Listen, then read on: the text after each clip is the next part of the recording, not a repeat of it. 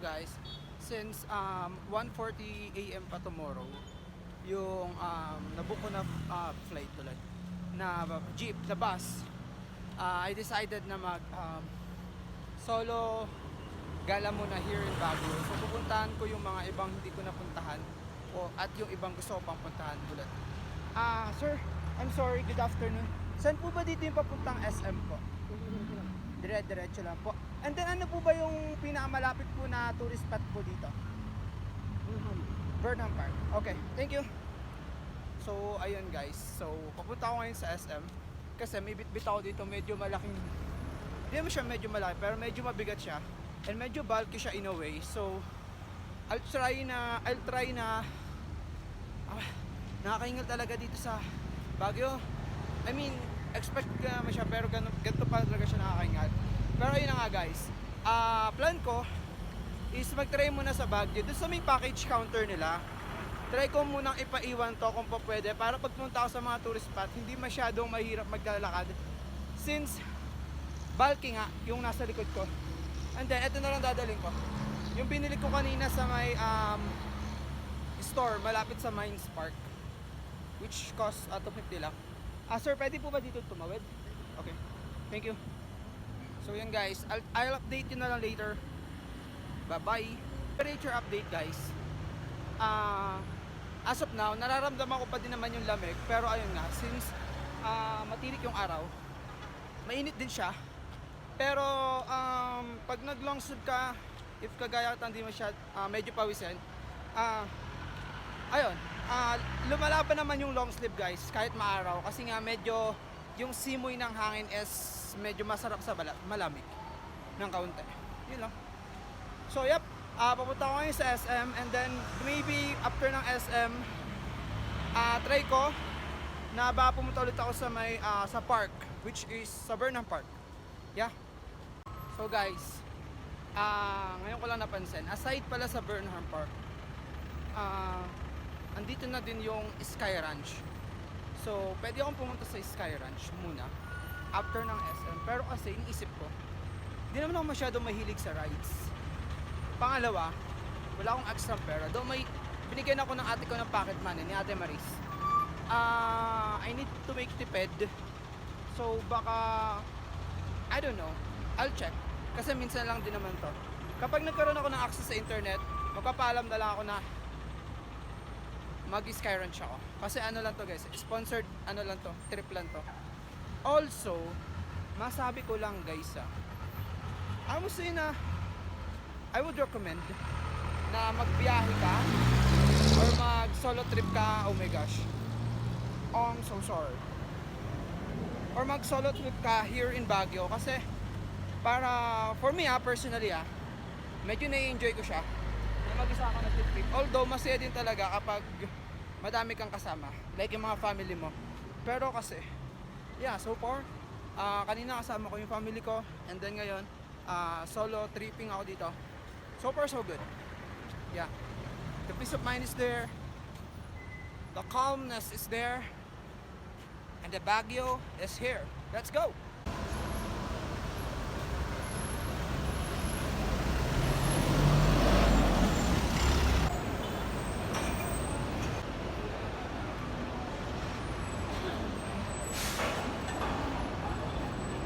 Guys, may na-discover lang ako. If you're someone, a tourist like me, and naghahanap ng paglalagay ng ticket or ng bags, ng baggages nyo, may na-discover ako dito sa ilalim ng SM Manila.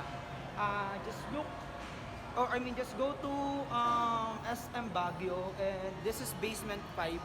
Tapos punta lang kayo dun sa may pinakadulo dun, and then there's some free baggage thing na pwedeng paglagyan. So yeah, oh my gosh, nagulat ako. Guys, ano pangalan mo? Char. Sino kasama mo? Wait lang. So guys, ayun na nga. Nakakagulat lang yung pangyayari. Actually, nagsisisi ako kasi hindi ko siya masyado na-introduce sa inyo. Pero ayun, use ko na lang tong time na to. So kanina, si Chari, friend ko siya since senior high school nung nag-aaral ako dun sa may Nazareth School of National University. So, ayun, nagulat lang ako kasi sa dinami-dami ng lugar, dito pa talaga magkita sa Baguio, 'di ba? And then, bigla ko lang din naisip ngayon, like ngayon lang na dapat pala sumama na lang ako sa kanila since magkakasama silang magkakaibigan. Kaya lang kasi, naisip ko lang din, baka need din ng time together since getaway nga nila to magkakaibigan.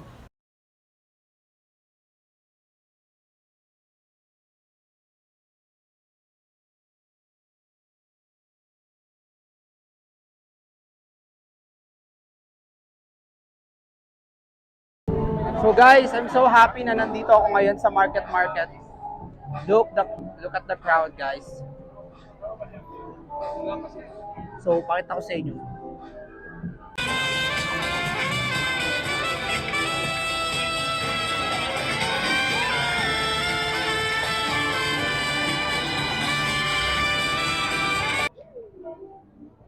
Look at them, guys. Look at them. If pupunta tayo sa Baguio, guys, I would say go here in the market. Look, Spider-Man. Hey, sir. Yes, sir. Thank you, sir.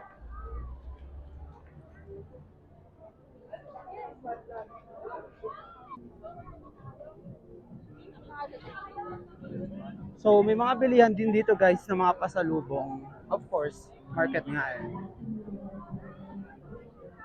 Sana makita ko lahat. Sana wala akong ma-miss. Wait, ang dami dito ng tao. Ooh, wow. Look at this, guys.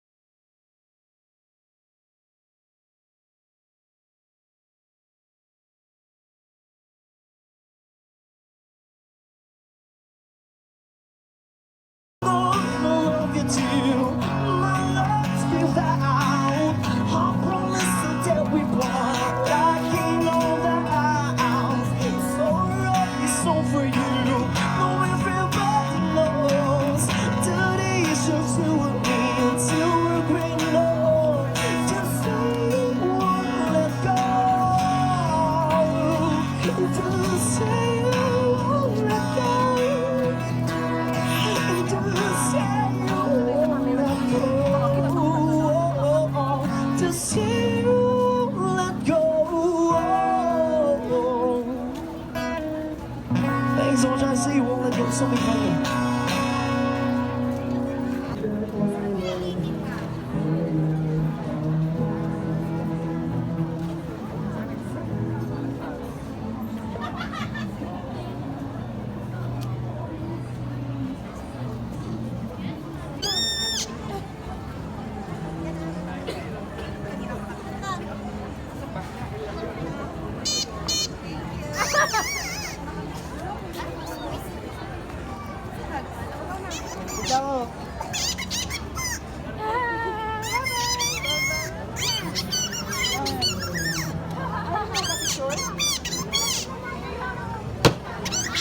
Halika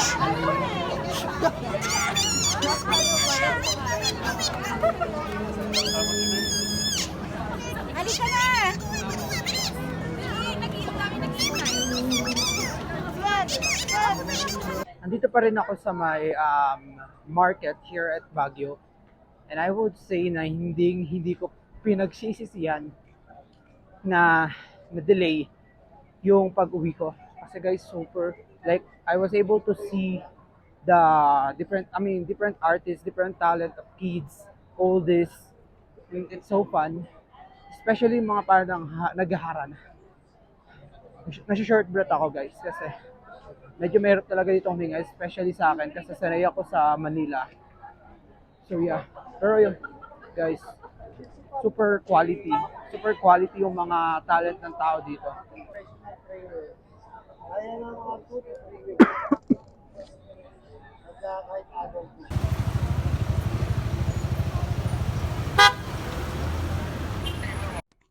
Hi guys, it's 5:45 p.m. And by the way, nasira pala yung microphone ko. Though useful pa naman siya since gumagana pa yung mic niya, pero nasira kasi holder natanggal. Kaya medyo mahirap na siya for me. Pero ayun, 5:45 p.m. na. So kagagaling ko lang sa Victory Liner kung saan ako sasakay mamaya ng bus kasi walking distance lang siya, mga 15 to 20 minutes na walk lang siya from the market. So I decided na imbis na bumili ng power bank, mag-charge na lang ako doon kasi meron doong free charging station as long na meron kang charger. So ayun yung ginawa ko para makapagpahinga na din. And then plan for this night, I'm planning na mag-visit sa mga ukay-ukay market here. Tapos plan ko na din bumili ng mga ibang pagkain, papasalubong like mga strawberries or whatsoever. And then by midnight, I'm planning na lang na mag-walk dito sa kung saan-saan. Maybe sa park or maybe pumasok ako sa Sky Ranch if I have extra budget. Depende. Basta gusto ko sa midnight time relax. Like relax na talaga. Wala na yung masyadong lakad. And then more on lalasapin ko na lang yung lamig ng Baguio para naman sulit na sulit, di ba? And then yep, I think that's it. Guys, tignan nyo kung sino yung nakita ko rito sa market Baguio. Baymax lang naman. Hi Baymax. Haha. And Batman. Oh, Batman.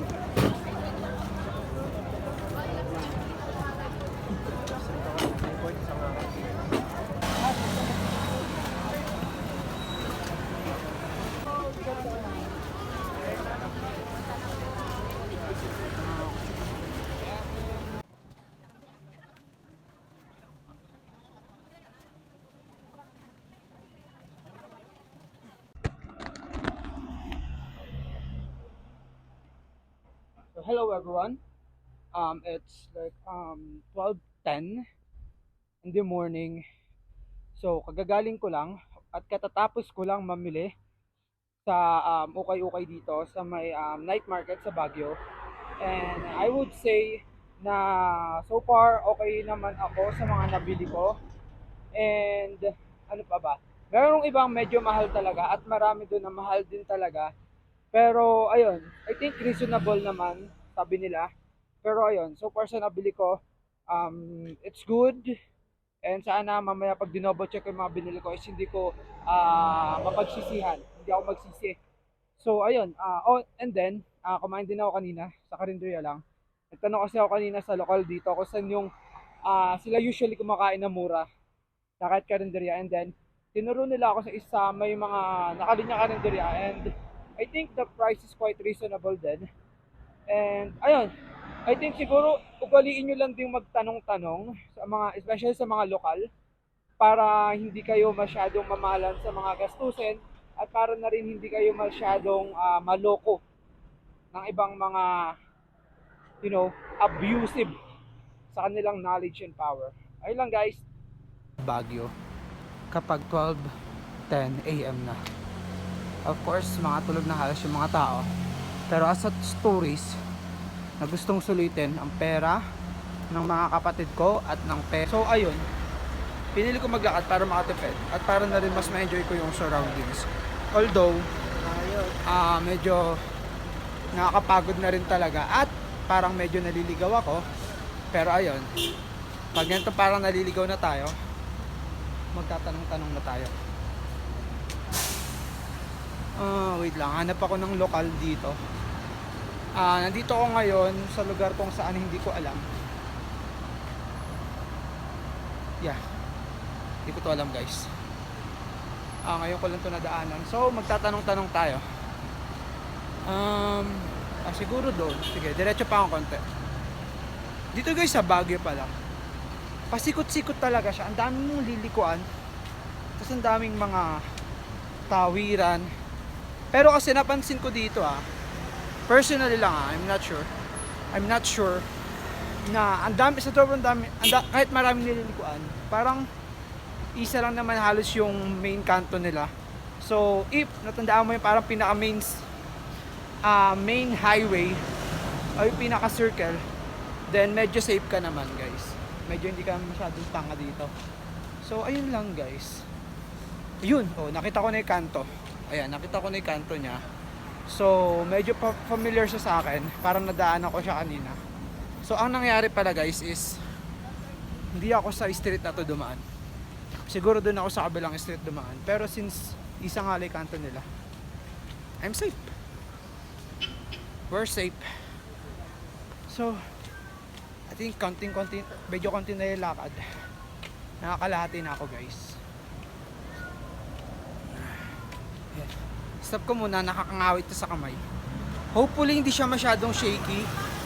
And hopefully maging maayos yung vlog na to. And hopefully mag-subscribe ka naman. 'Di ba? Napapagod ako dito para lang i-document para sa ito. Tas hindi ka nagso-subscribe. Nakapunta ka na nga ng Baguio. Nang dahil sa akin nakita mo na nga yung mga nakita ko sa Baguio nang dahil sa akin. Tas ayaw mo pa rin mag-subscribe. Huy! Pero wait doon. Okay. Subscribe naman. Baka lang naman. Pero kung ayaw mo, yung magagawa ko. Basta mag-subscribe ka. Tamad-tamad mo. Okay, babalik tayo. Malakas yung feeling ko na mali yung daan. So, dito tayo sa kabila. Stop ko muna guys. Kasi nakangawit na talaga yung kamay ko. Look mga pine trees. So ayan, check natin kung nandiyan pa yung gamit ko. So dito ko siya nilagay. There you go. Ayan guys. Yay! Dito pa yung gamit ko, hindi siya nawala. So ito yung mga pinamili ko. Imagine kung gaano kabigat yan sa ng daliri ko. Tapos ito yung gamit ko. Yay! So Manila, see you in a bit.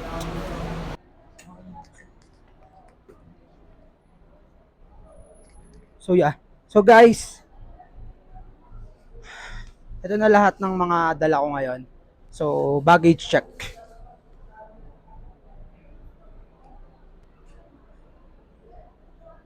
So ayan. Sana okay lang yung mga gamit ko, especially yung laptop. Tapos, ngayon, nakakita ko dito sa taas. Kasi medyo may space dito. Dito ko ayusin yung mga gamit ko para naman hindi ako masyadong maraming bibitin. And then, after that, pahinga ako ng konti. So, siguro mag-ilamos ako sa CR dito. Kasi medyo malagkit ang katawan ko. Tapos, after that, bababa ako malapit dito sa may charging station para naman pag biyahe ko, may magamit ako na phone. Kasi medyo malalobat na din siya. Yan, ikaw, yan, malalobat na siya. So, ayun lang.